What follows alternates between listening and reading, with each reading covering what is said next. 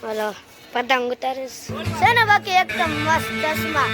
તો બીજો તમને નજારો મારે દેખાડવાનો હતો તે આ એક પતંગ આવ્યું છે, આપણે લઈ લેવી. તો સીતારામ બધાને. તો આજના બ્લોગમાં આજે તો ખીયર છે મકર સંક્રાંતિ તો બોલતા થોડું ઘણું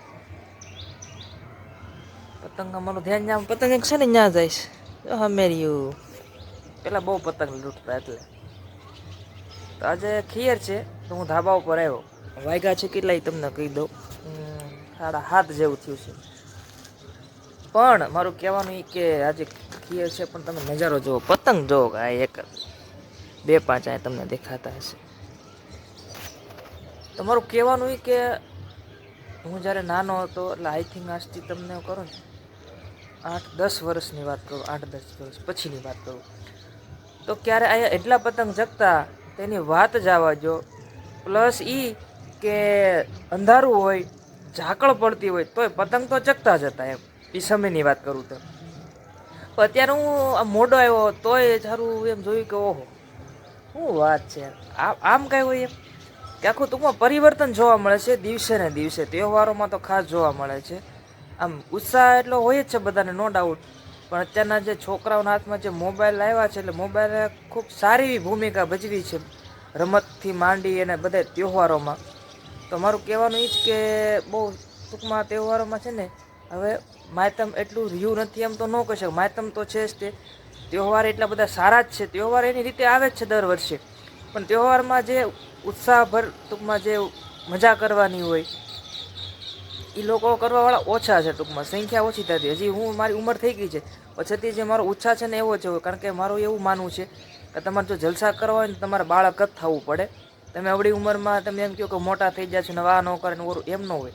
તમે મોટા થઈ ગયા તેનો મતલબ એમ નથી કે જલસા ન કરે. તહેવાર આવે એટલે મજા જ કરવા લેવાનું. હું હજી નાનો આજનો મારો તહેવાર અમારો મનપસંદ તો તહેવાર છે અને હું ખૂબ મજા કરું.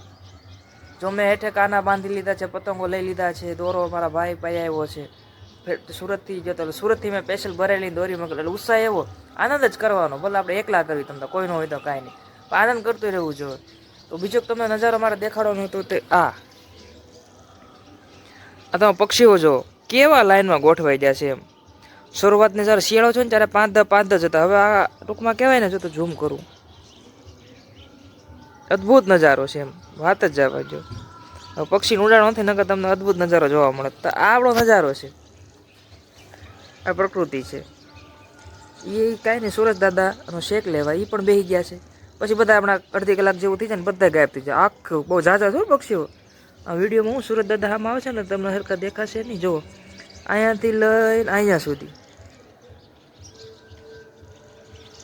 આ બધા પક્ષીઓ લાઈનમાં ગોઠવાઈ ગયા છે. એક પતંગ આવ્યું છે, આપણે લઈ લેવી. જોઈ લો આ શેડી દેખાતી હશે. લૂંટવાનું તો ભૂલવાનું જ નહીં, એ તો એ મજા અલગ છે. પતંગ ક્યાં દોરી કે અહીંયા લાગે. હા એ પતંગ તો જબરું છે. હું લઈ લો.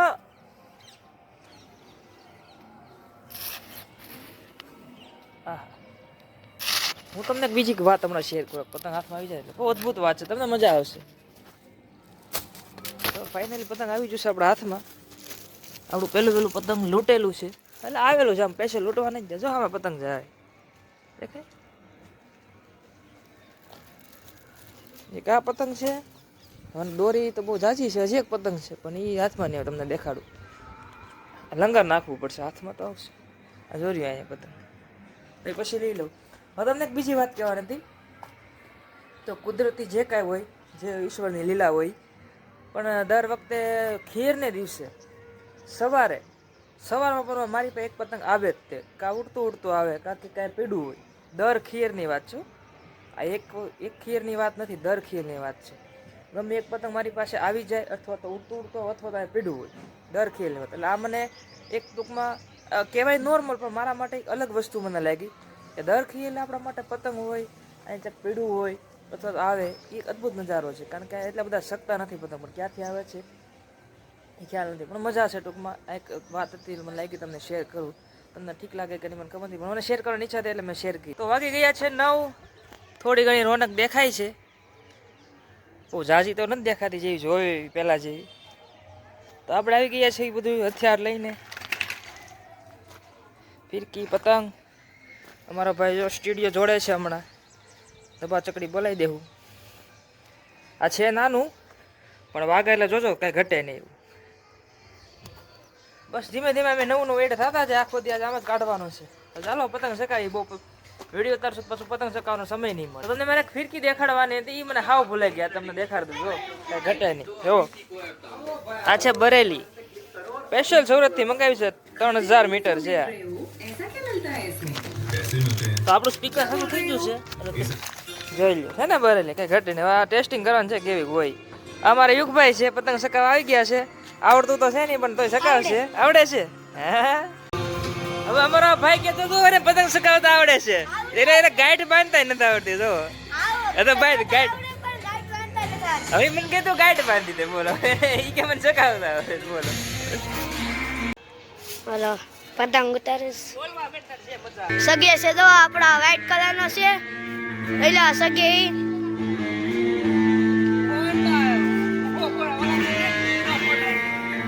તો અમે છીએ યુગભાઈ ને આ લોકો પતંગ ચગાવે છે. એ રહ્યો આપણે પતંગ છે ને બાકી એકદમ મસ્ત ચશ્મા. તો વાગી જાય છે કેટલા, 10 સાડા 10 જેવું થઈ ગયું છે. એટલે ગરમી ચડી ગઈ છે તો હું શીખી ખાવા મળ્યો છું. પછી આપણે ગીત બીત સાંભળશું ને પાછા ચડશું. આ સોલાર છે એટલે વાંધો નહીં. જો સામે મળેલું હું અહીંયા બેસી જાઉં. ના ફિરકી છે, બુમાર બોટલ બધો બધી વ્યવસ્થા છે.